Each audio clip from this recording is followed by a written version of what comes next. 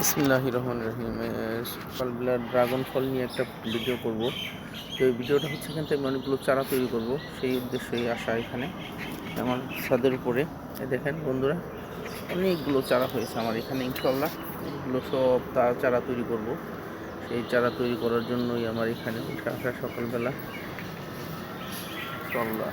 সেই চারাগুলো এই দেখেন আমার এখানে কতগুলো চারা হয়েছে। চারাগুলো সব এখন কাটিং করে তো চারা রোপণ করব নতুন করে ইনশাল্লাহ।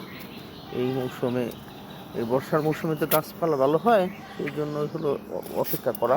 এতদিন অপেক্ষা করেছি, তো এখন ইনশাল্লাহ এগুলো সবগুলো কাটিং করে নতুন করে আবার রোপণ করব ইনশাল্লাহ।